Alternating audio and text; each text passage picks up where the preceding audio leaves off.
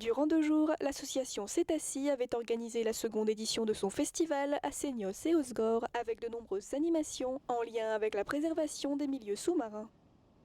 Et parmi elles, un nettoyage de la plage des Bourdaines avait été organisé avec en chef de file l'éditeur scientifique Alexandre Devez venu donner un cours sur la laisse de mer.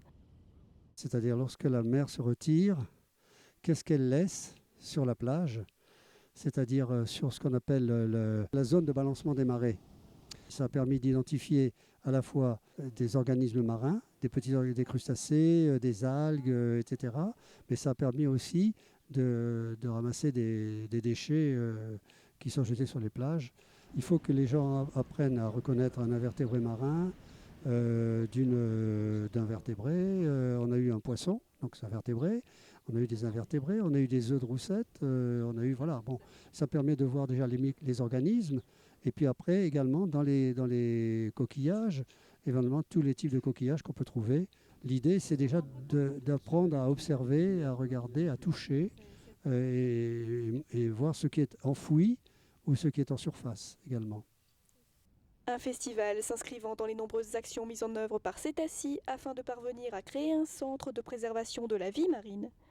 On pourra accueillir les mammifères marins qui en ont besoin, autant que issus de la captivité, donc des parcs qui ferment, ou bien de surpopulation, ou des groupes qui ne se forment pas bien, etc. Ou bien alors sur des animaux échoués qui ont été soignés, qui ne peuvent plus repartir en milieu naturel.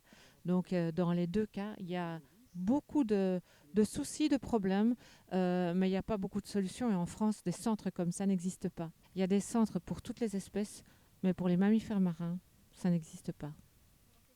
Cétacie souhaite sensibiliser davantage le public au monde sous-marin afin de mieux le protéger et ainsi préserver la vie non seulement des animaux marins, mais des êtres vivants en général. On parle toujours de bien-être animal, mais le bien-être, je vais plus loin, c'est le bien-être des espèces. C'est se nourrir, se reproduire, c'est ça le bien-être en fait.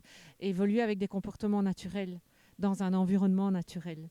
Et pour avoir des comportements naturels dans un environnement naturel, il faut le préserver, notre environnement, parce que sinon, ce n'est plus possible. Donc voilà, déjà, vouloir prendre soin de soi et prendre soin des autres, prendre soin des animaux et de l'environnement. Avec ça, c'est facile, hein.